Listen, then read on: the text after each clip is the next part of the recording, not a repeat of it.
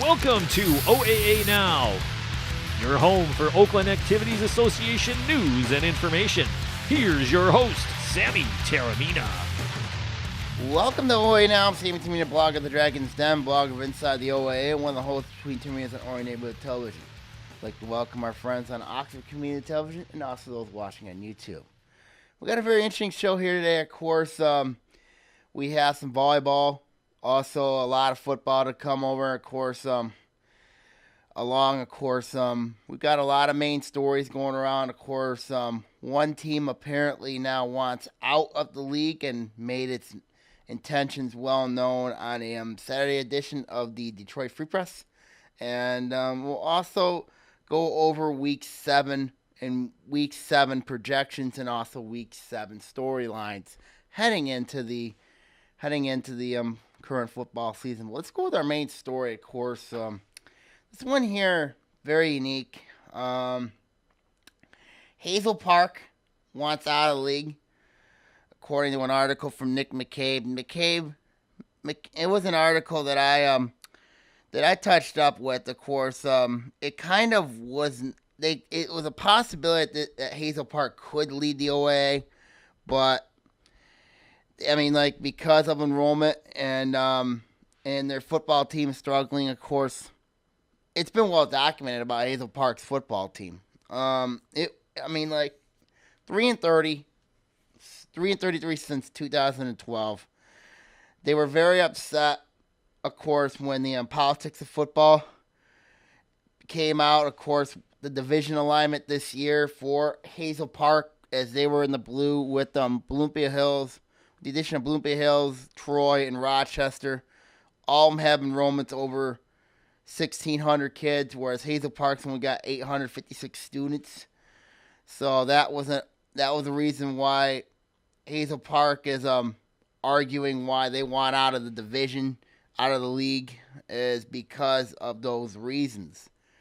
But when I look at it here from they felt, and it was an interesting article from their athletic director, Dave Muller, according to McCabe. He said, if it's a disparity between school sizes, it's a much better fit for us with other conferences. In football, we can't go up against a Troy or a Bloomfield or a Rochester and expect to have a level playing field when they have 3 times the amount of students than us. You just beat Royal Oak 2 weeks ago on their homecoming, and Royal Oak's got more students than Hazel Park. Why would you, first of all, why would you want to go in public about your intention to leave the league?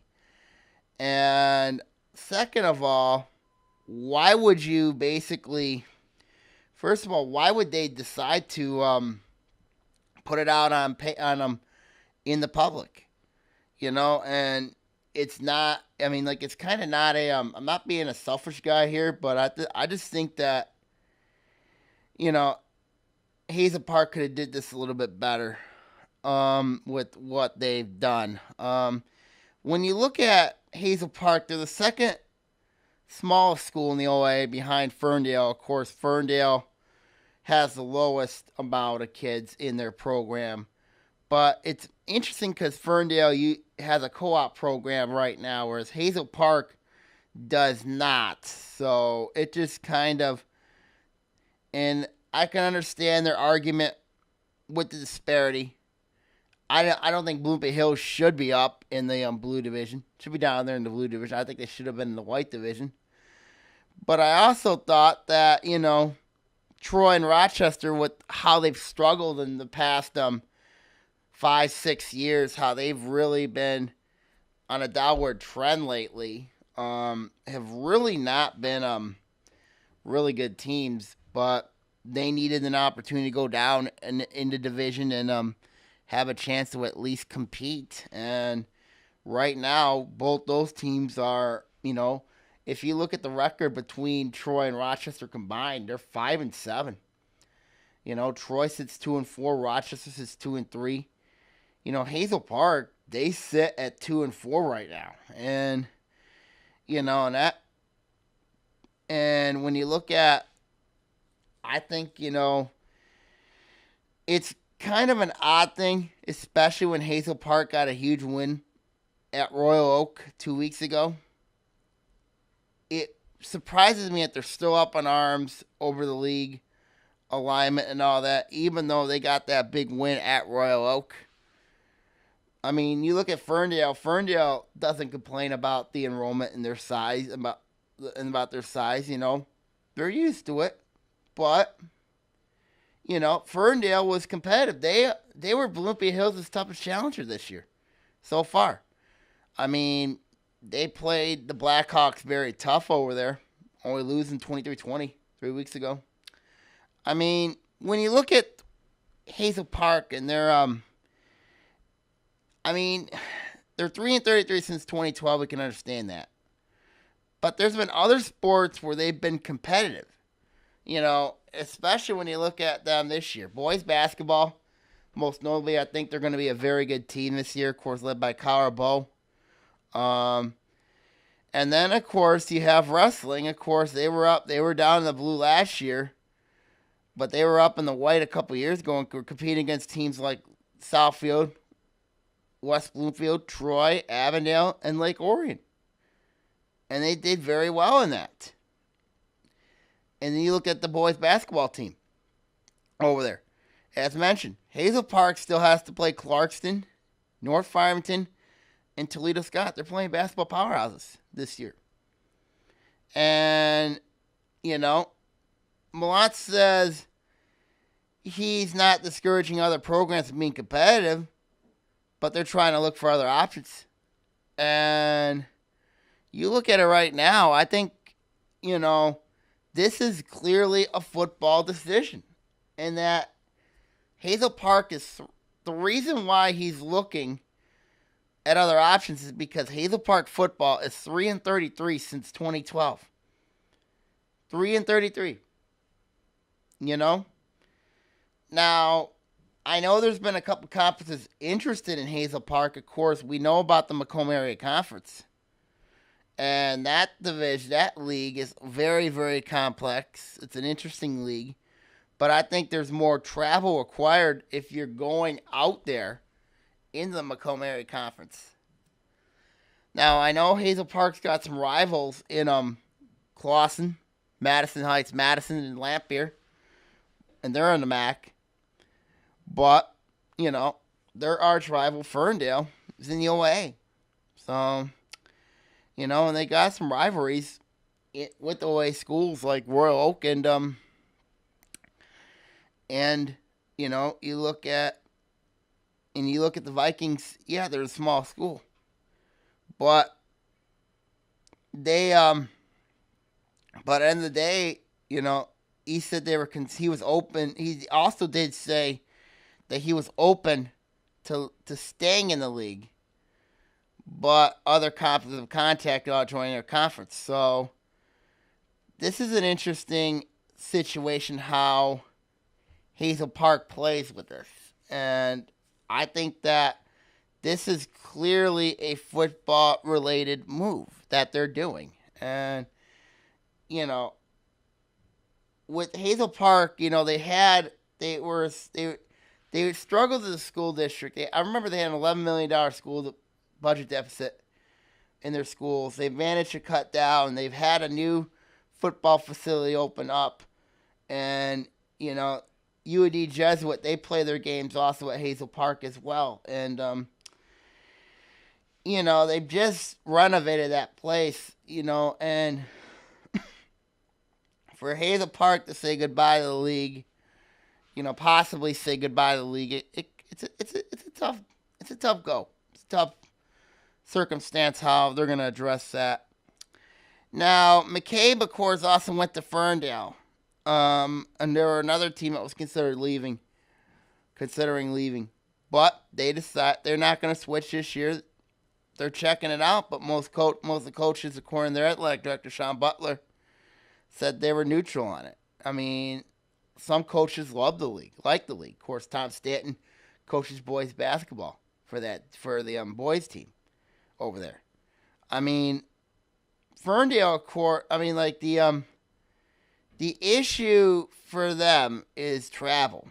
And you look at the issue there. Of course, Ferndale has rivalries with Madison, Lampier, of course, Clawson, also Hazel Park. They can compete with them because they got the school size to compete with them.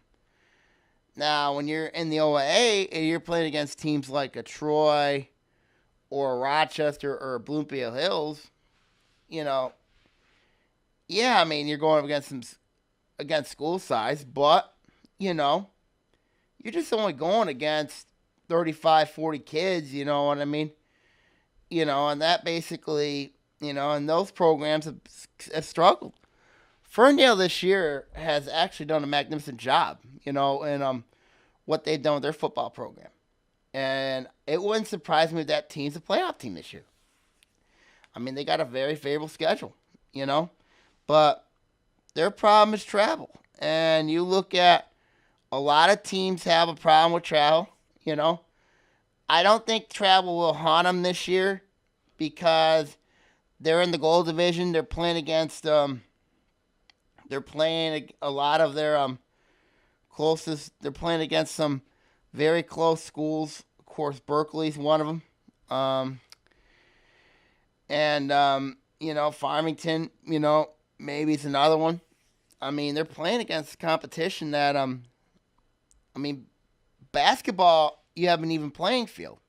Whereas in football, it's kind of like there's a disadvantage when it comes to playing fields. So I can understand why Hazel Park is not happy with the league and considering leaving. Now, Ferndale did admit they want to see another league form, with their closer neighbors, but they admitted it would take some convincing for them to do so. But, the question's going to be, is there interest to form another league, I was very disappointed when the OAA decided, OAA decided not to, I think they did give an invitation to the 9 schools that were interested in forming their own league, but I guess they declined and they're forming their own league next year. The Waterfords, the Wild Lakes, and the South Lions. So I think, when I look at the situation there going forward, it kind of really has a lot of persuading to do, a lot of to do to keep the league maybe together. So when you look at both these teams, Ferndale, Hazel Park, of course, they're both in Class B. Of course, that is a lower enrollment league, lower enrollment class. Of course, a lot of the OAA is considered in Class A, and that's a huge advantage when you look at it. But when you're playing against Class A schools, it does have two things that can do. It can hurt you in the long haul, or it can help you in the short haul. And, both the Eagles and the Vikings have benefited from playing those Class A schools, even though that they've struggled when they get into gold play or league play. When you're playing a tougher schedule, it's something that a lot of people have been mentioning about with these two teams in Class B, with the enrollment and all that. So, but it is what it is. I think that end of the day, Hazel Park is free to choose what they want to do. Now, Hazel Park plays next week against Rochester at Hazel Park. So, this is going to be a very interesting game when those two teams play. So, when you look at especially with the OA schedule this year, especially in the Blue Division with 9 teams, smaller schools like Hazel Park, Ferndale, and Pontiac, they're required to play one of the teams who came down to the Blue. So I think, when you look at it here, I just think Hazel Park is up at arms right now. They're up at arms right now because they got to play Rochester week 8. I know last year, Pontiac Northern Preparatory was kicked out of the Catholic League because they didn't want to play Birmingham Brother Rice, a bigger team. And they ended up being kicked out of the league because of that. And end of the day, of course, I think the Irish right now are benefiting from being independent. Yeah, and now it's hard on scheduling. I can understand that. But end of the day, you have to look at it from a different perspective. If you're an independent, yeah, it's understandable that you're going to be playing. It's going to be a tough road in the Catholic League, as it always is. But, but you do, and the travel will increase a lot. But end of the day, you are the ones in charge of your own schedule, and you don't have to go by a conference schedule. Whereas in Hazel Park's case, this is a team that wants to compete. This is a team that feels like if they're in the MAC, they can see teams that are in their area and they can compete with them. They feel personally that this team can't compete in the OAA, and especially in football. That's not the case at all. You look at a team like Pontiac, they've owned Pontiac the last 3 seasons. 2 of their 3 wins have came against Pontiac. And here the team is complaining about having to play one of the big boys. Now, Hazel Park football, they've got a lot of other main problems. Of course, I'm not going to be mean to you here. But this is a program that... Now, why would you complain when you just beat a team 2 weeks ago in Royal Oak who has about 1,500, 1,600 kids, and yet you don't want to see a team like a Troy or a Bloomfield Hills or a Rochester? And it just tells me as Hazel Park is... It just tells me about Hazel Park, They're up in arms. They really are up in arms. Now, Hazel Park's got a lot of other problems in football. Of course, last week, this was a team that was just completely pounded by a winless Avondale team, 39-6. On their homecoming, it was complete, utter embarrassment. And I heard one of their top players, Dallas Cleary, was thrown out in that game. And to my knowledge is according to the MHA rulebook, it said he's not supposed to play the following week. But I guess what happened was I've heard rumblings that he could play this week. So that's an interesting dynamic there for Hazel Park. Now, Hazel Park, they've got a lot of other problems. This is a football team that sits 2-4 right now. And they've got a very tough matchup this week at Ferndale against an Eagles team that I think personally has made significant strides under Coach Eric Royal. And I think Ferndale is going to be a team. They're a team, doesn't complain. I think this is a team that should be at least 5-1 right now. With how they played against Bloomfield Hills, I was very impressed and encouraged how they played against Bloomfield Hills. But Hazel Park, they're gonna have their hands full. They're gonna have their hands full going forward, and you're gonna have to play the big boys somehow. You've already beaten one before, so why not? Man up and play. That's what I say about Hazel Park. Man up and play. You know what I mean? If you beat Rochester in week 8, they're gonna be happy. They're gonna be excited. But don't go in the media and say your intention of leaving is. Just talk in private. Okay, now when we come back, we're gonna talk more. Football. My week 6 story headlines heading in here on OAA Now.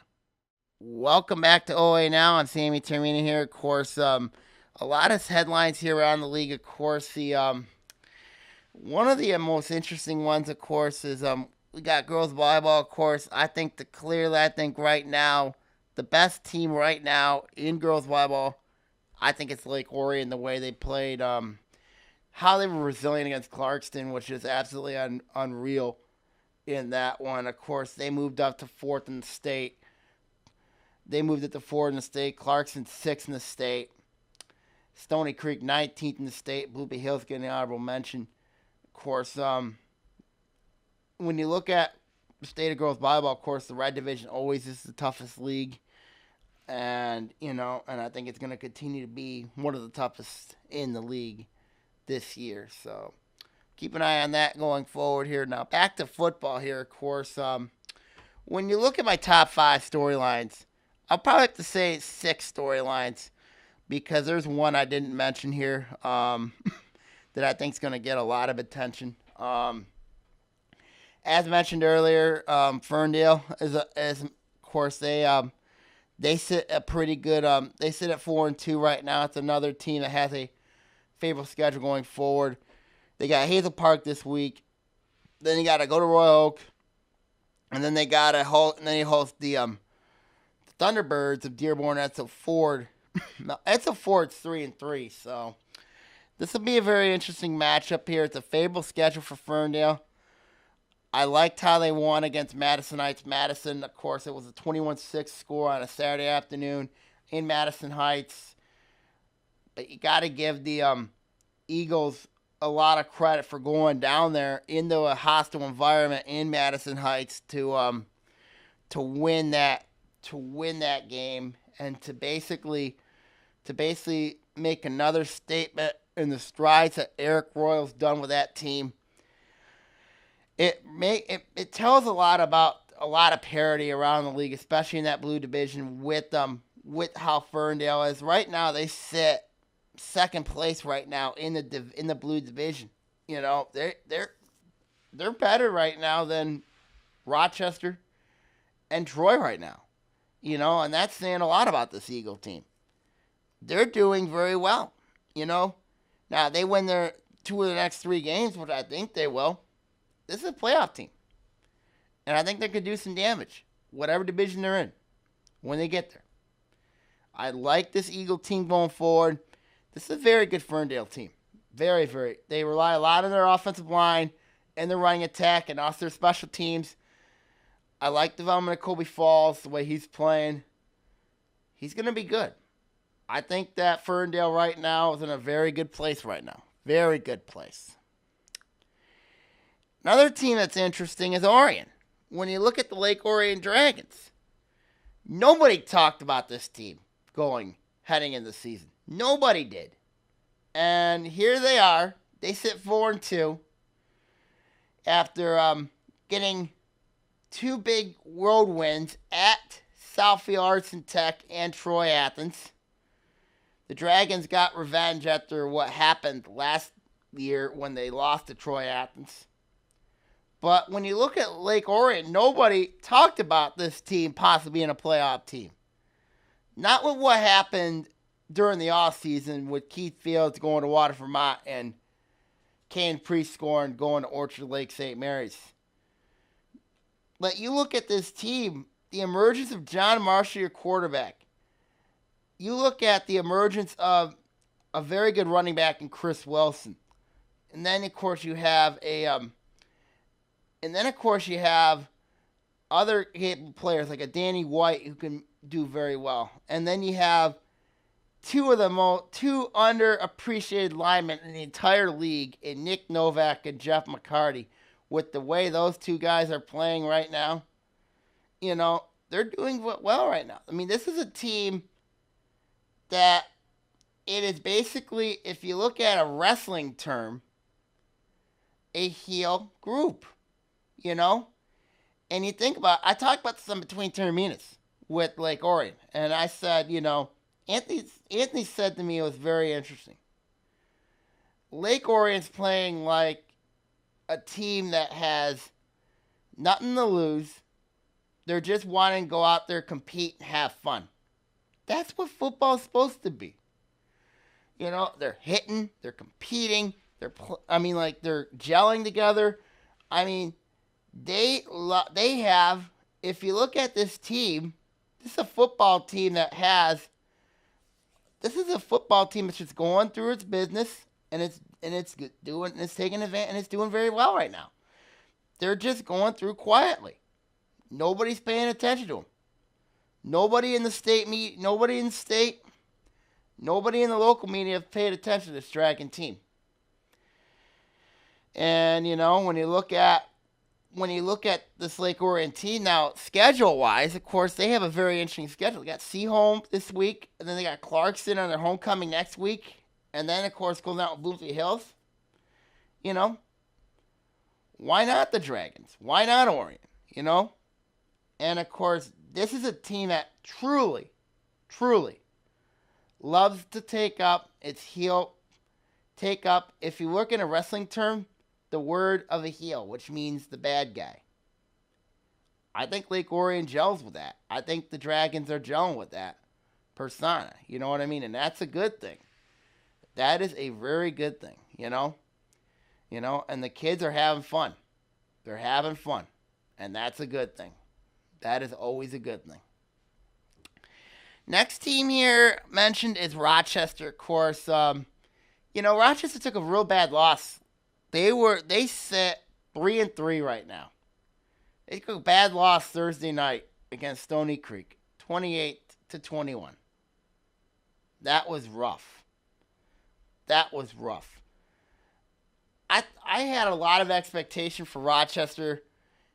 If they would have won the Troy game, and I thought personally they should have won the Troy game, that this was a football team that could do some damage going forward, making strides, playing well, and, you know, to lay an egg like that against Troy, it's not good, especially when you're down to their backup quarterback, and they let Scott Middlebrun just throw wild on them. They even gave up a 70-yard rushing touchdown in that game.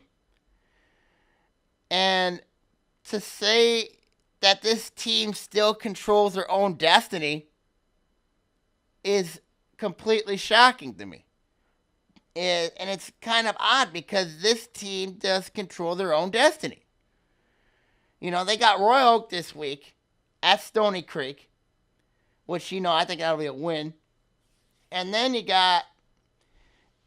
of course, you know, they gotta play Stony Creek to close out the year, which is going to be another challenge for them. And then they gotta go to Hazel Park. Now, when you look at those games, all Rochester has to do is win 2 of those 3, and they're in the playoffs. You know, and that schedule looks like they can win those 2. They can win 2 or 3 to make the playoffs. Now, if they lose the Royal Oak game, now I've said for a long time about Royal Oak, they're not good. If they don't win that Royal Oak game, I don't think they're going to beat Stony Creek. You know, Stony Creek's had a long year themselves, but they're a competitive team. They'll be all right. I think they're going to take maybe. I just think they're in the wrong division. That's what I think about Stony Creek. But when you look at, okay, Rochester, you've had a heck of a year. You've had some tough losses. Started off 0-2. But I'm telling you, if Rochester does not win 2 of the next 3 games, and looking at the schedule, 2 of them are very juicy wins right there. If they don't win if they don't win the Royal Oak and Hazel Park games, they don't deserve to make the playoffs. They really don't. They really don't. My next storyline here, of course, is as mentioned, Hazel Park and Royal Oak. Both not good. Royal Oak, I mentioned them a couple weeks ago. They're not. I mean, what else to say about them? What else to say about Ray McMahon's team? They're not good. I mean, they are not good. And it shows. It shows in their scores. They lost 31-14. They're likely not going to make the playoffs again. And you look at, they do have an opportunity this week, but it to me tells me that Royal Oak this year is overrated. They were overrated. I don't know if I saw this coming, especially their two early losses to, I was shocked how they lost to Lakeview. They were shut out. I wasn't surprised how they lost to Stockbridge. But the Hazel Park game kind of really was the tipping point for me. Because that was a team that Royal Oak should have beat. And they should have won. Even after beating Troy, 28-21, the way they did.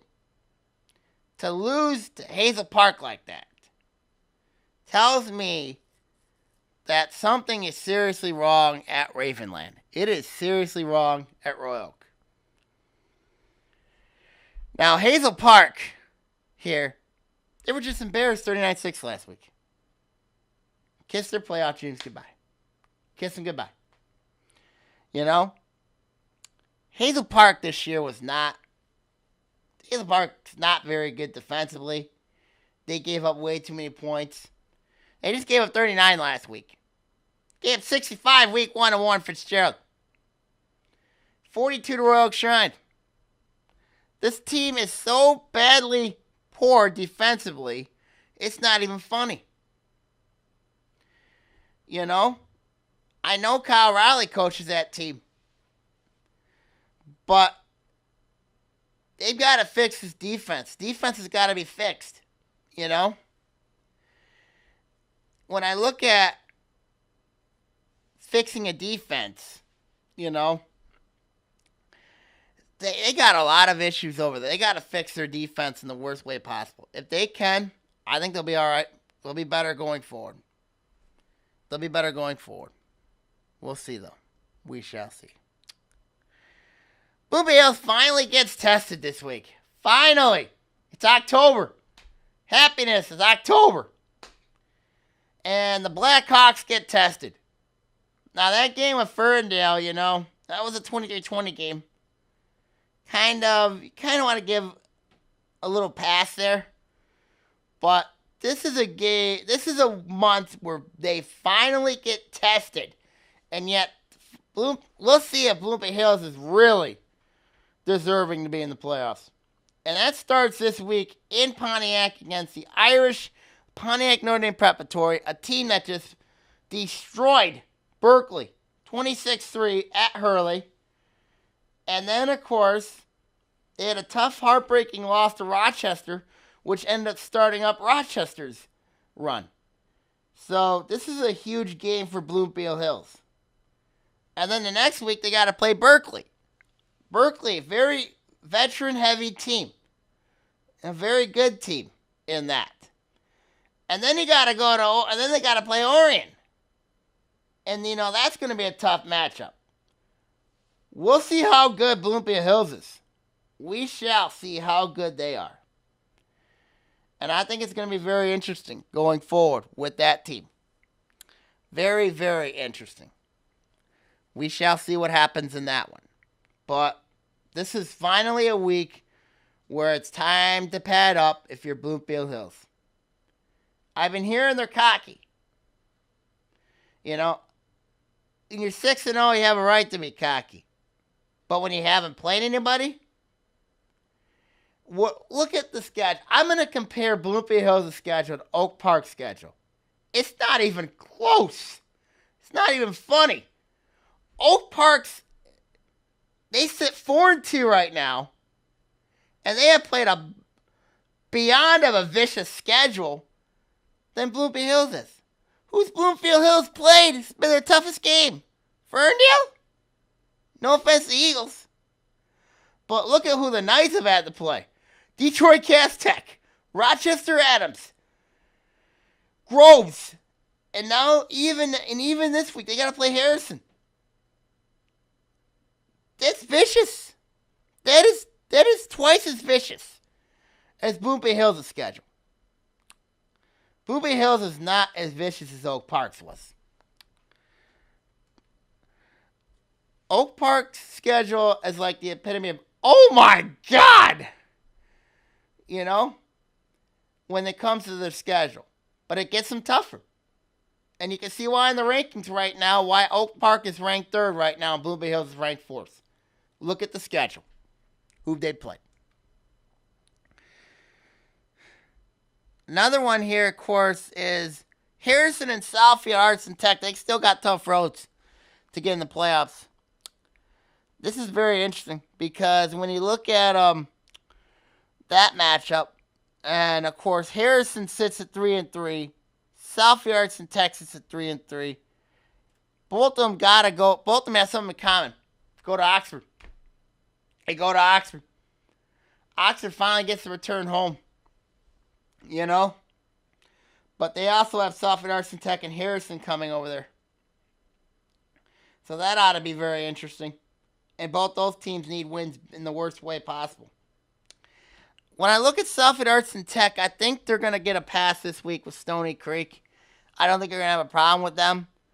But when they go up to Oxford, and they've had a lot of trouble up there at Oxford in the past.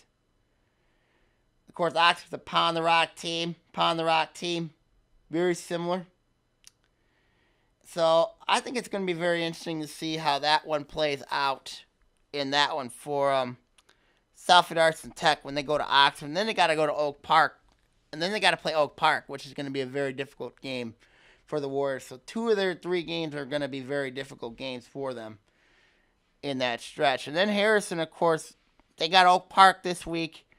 And then they got to play at Oxford to close out the year, which is going to be very difficult.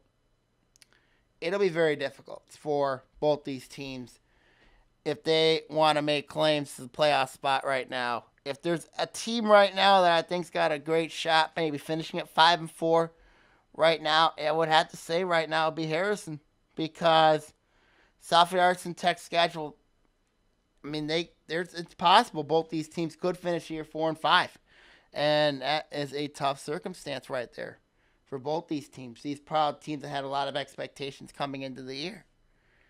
Last but not least, Clarkson West Bloomfield, that's the game of the week. A lot of people say Groves versus Adams is the game of the week, and it is. It's a big game between those two teams, but Clarkson and West Bloomfield is absolutely monstrous. And of course, you have Harrison Oak Park also as well, but this one's a monstrous game because West Bloomfield sits at 3-3. They were absolutely destroyed last week by Southfield Arts and Tech. And now they got to go. And now, this was a team last year that stood undefeated. They were unbeaten. And now, this team sits 3-3. The season on the line. Most likely a playoff life on the line. At Clarkston. Against the Wolves. Team that doesn't lose very often at home. They have not lost a home game since they lost to Rockford in the state playoffs in 2012. This team has not lost a home game since then. And now West Bloom is going to have the unenviable task to go into Clarkston and go up against an angry Wolves team that not only that they lost 35-21 to last year, West Bloomfield beat 35-21 last year, but Clarkston lost 14-7 to Oak Park last week. And their schedule is going to be very vaunted.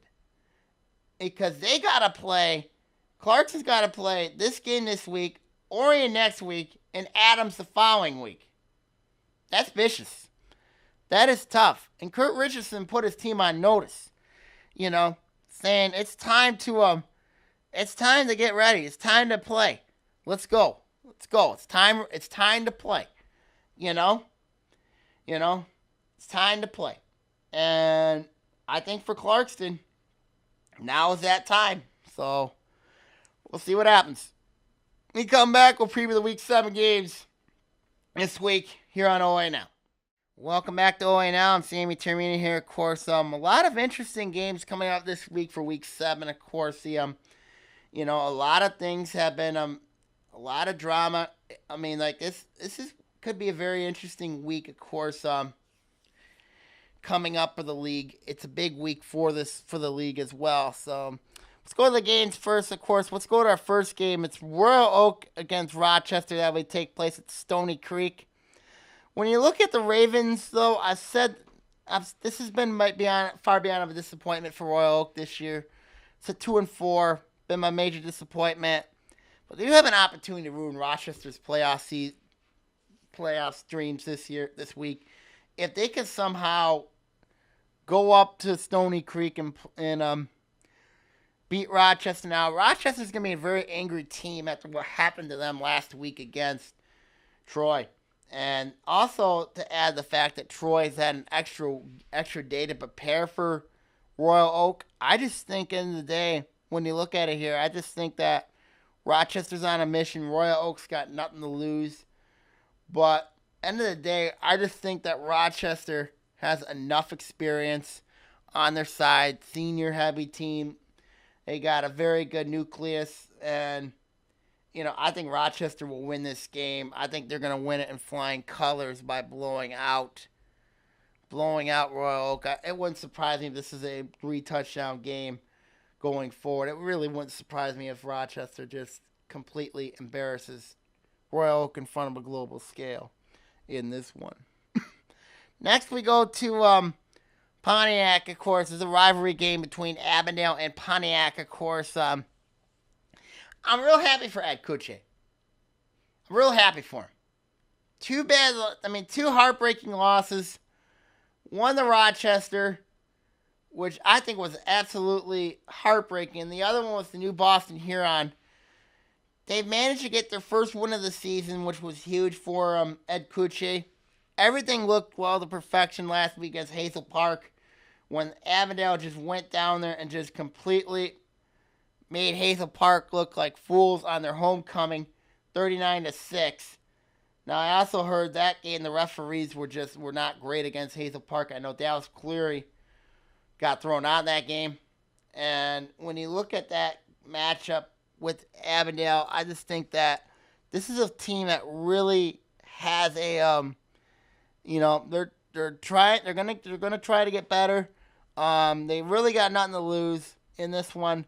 Pontiac, same thing, but they've really been struggling as well. So, end of the day, I think Avondale will get win number 2 on their belt, and I think it's not even going to be close in this one. So, it's going to be a tough circumstance for Pontiac going forward here. So, for them, Farmington Cup, interesting trophy. North Farmington's got it this year. Beat Farmington. I remember how that one came up. It was 26-21, how that one was.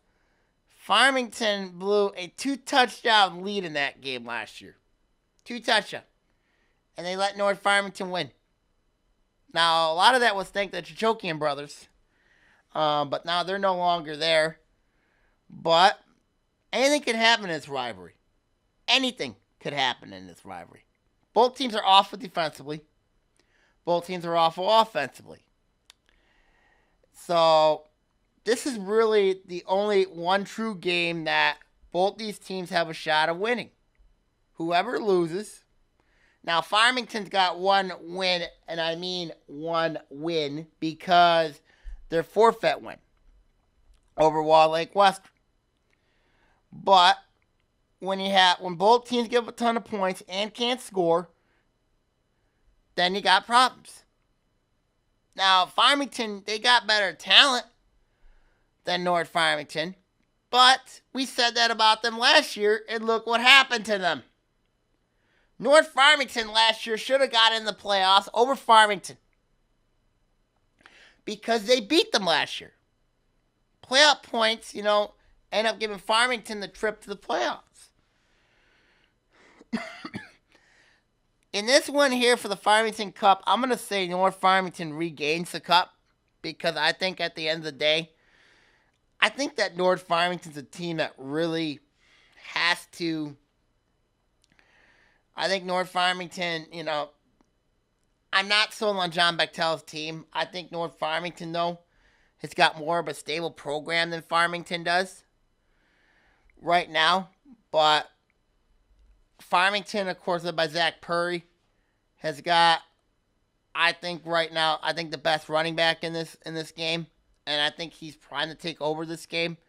But in all reality, you look at this game, I just think that Farmington, they're going to find a way and blow this game like they did last year. I really think they're going to find a way and it's going to be a tough matchup, I think. And I think it's going to be a heartbreaking loss for Farmington again this year for the second straight year. So we'll see what happens there in that one. Oxford and Troy Athens. Oxford's homecoming this week. And it's home sweet home for the Wildcats. After a month on the road, started with Clarkston, Orion, Farmington, Stony Creek. Home sweet home for the Wildcats. And they close out their 3 games at home. Now, when you look at the Wildcats, Ethan Williams had a monster game last week in Stony Creek. 23 carries, 209 yards, 3 touchdowns. Incredible. Now, Troy Athens last week, you kind of want to give him a pass what happened. Joey Stark got a concussion. Didn't play in the Orion game. And it kind of left.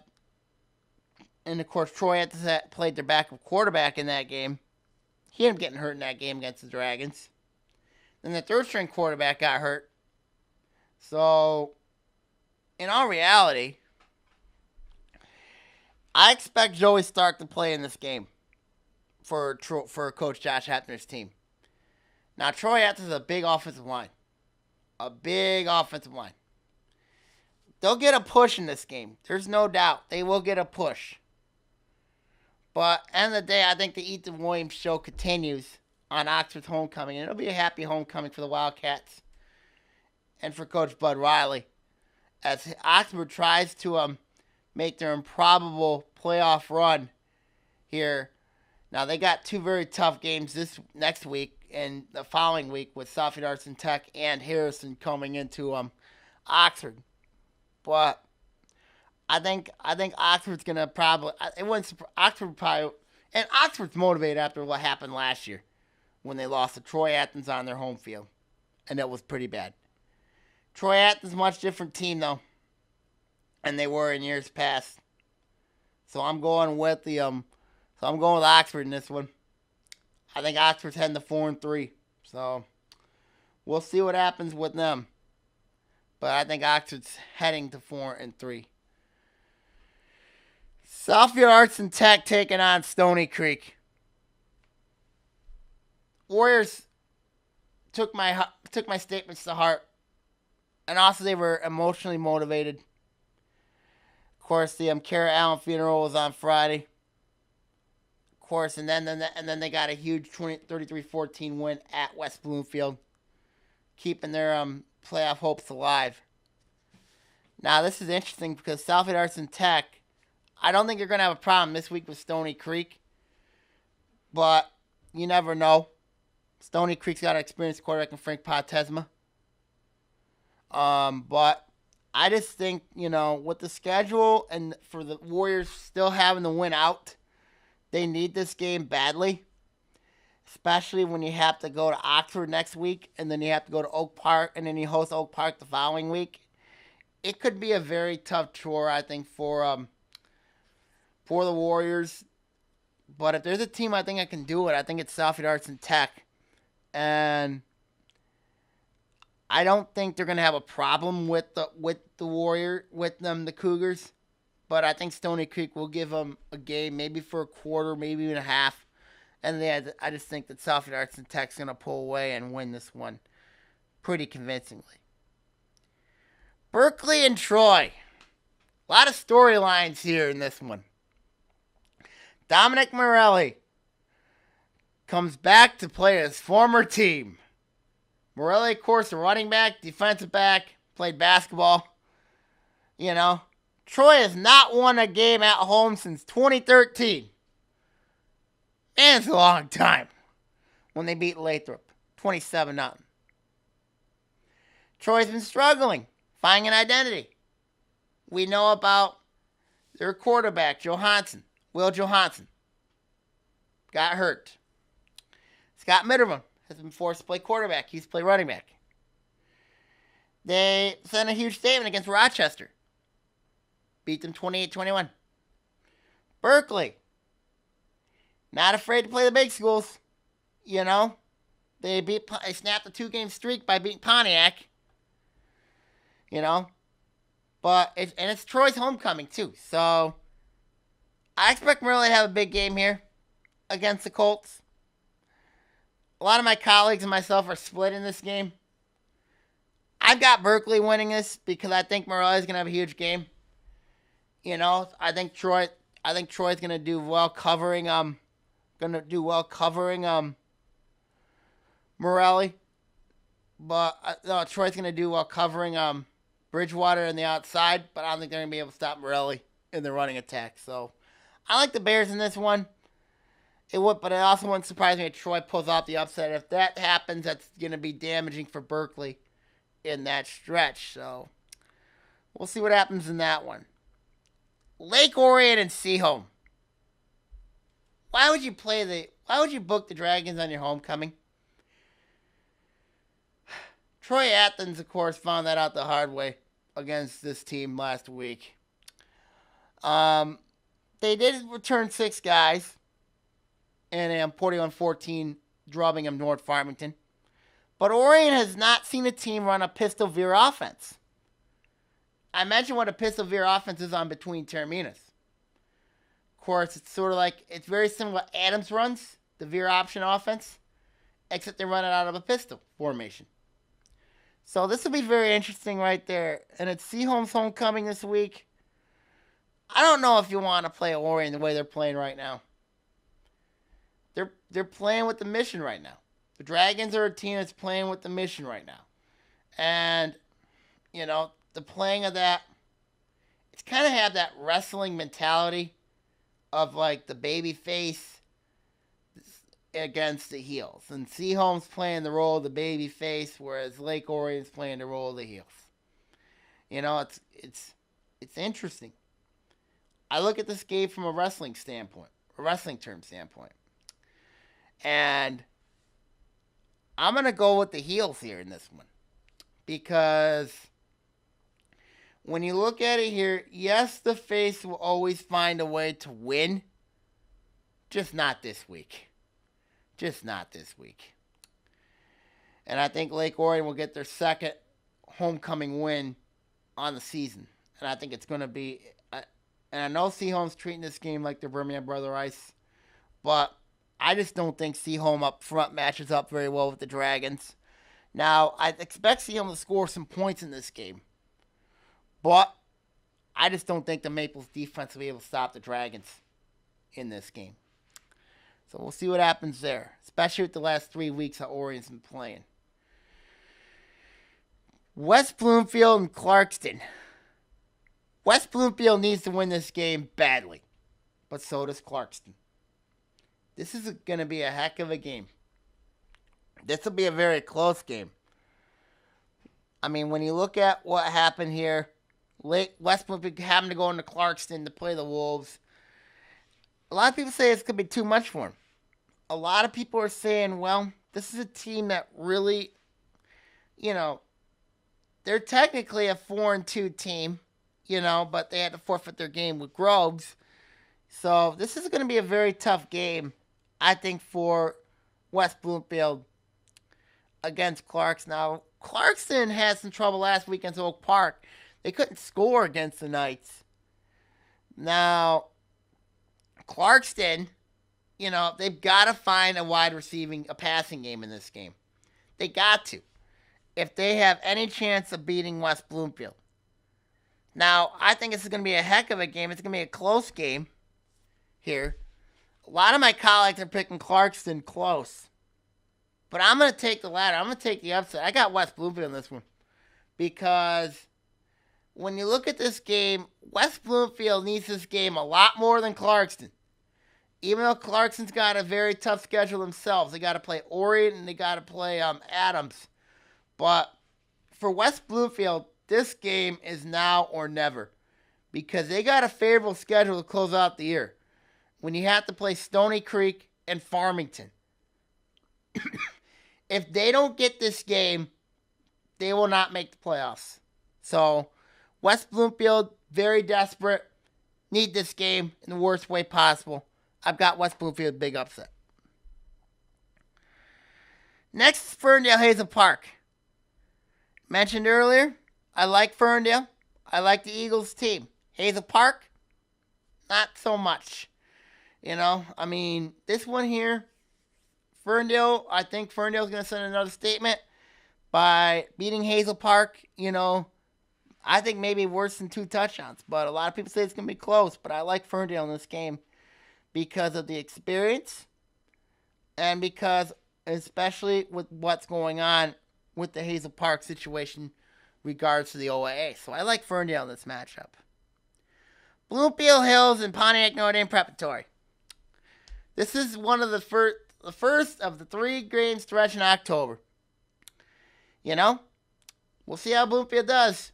See how they do. The Bloomfield Hills does. I got Notre Dame Prep winning, seeing them their first loss. Because I think it's on the road at Pontiac Notre Dame Preparatory, and I think the Irish are going to be motivated for the Blackhawks. They're going to want to send Bloomfield Hills a statement. And I think they can. I really think they can. Oak Park and Harrison. This is going to be a fun game. Because Harrison needs this to win. Harrison needs this to go on. And they need to win out. Oak Park was in the same boat last week. Got their big win over Clarkson. If Oak Park loses this game, then there's the realization they have to go into Southfield Arts and Tech and beat Southfield Arts and Tech. And I don't think Greg Carter wants to do that. Now, I think their schedule could get them in at 5-4. But I just think, end of the day, Harrison needs this game a lot more. But I'm going to go Oak Park because I think the Knights are a team that really... Harrison's had 2 heartbreaking losses, but the Knights, I think, are starting to get their groove again. A little bit of a quarterback controversy a little bit. So, end of the day, I think Greg Carter and his team, it's in Night Valley. Harrison needs this game badly, but I just think that win over Clarkson was so huge for Oak Park. I think that the Knights are going to be a team that's going to be a very unique team going forward. I think the Knights win this game. It's going to be close. It's going to be real close in this one. A lot of people have it close, so it's going to be a fun game, no doubt. And last but not least is Adams and Groves, of course, the 2 top teams in the rankings this week. This is going to be a heavyweight street fight. Can Groves' defense stop Adams' severe pistol offense? And I think this is going to be a doozy of a street fight. And I don't think Groves will be able to stop Adams in this game defensively, but also I just think Groves and Bukili is going to be a force against Adams' defense. And I think it's going to be a dramatic game. It's going to come down to a field goal. I think Adams will hit a field goal late. Now, my colleagues are split in this game. Of course, a lot of people are picking Groves in this one to stop Adams. But I think at the end of the day, I got Kyle Wood and company making a statement in this game going forward, and maybe even they have a great chance. And whoever wins this game is going to likely win the division, of course, the white division. So, and that would be a huge statement, especially for Adams, who's missed the playoffs the last 2 years. So, see what happens there. Final thoughts, of course. We'll see what happens this week. Of course, big week around the league. So, we'll keep an eye on the Hazel Park situation. We'll keep an eye on everything else. So, follow Lake Orion Sports is at on the Dragon's Den blog and the Inside the OA blog. Of course, is the you can Google it and say Inside the OA. And also the Dragon's Den, you can also Google it itself. So we'll see what happens there. OAA Now is produced at Orion Neighborhood Television, Lake Orion's community media outlet. To learn more about ONTV, visit our website at www.orionontv.org or call us at 248-393-1060.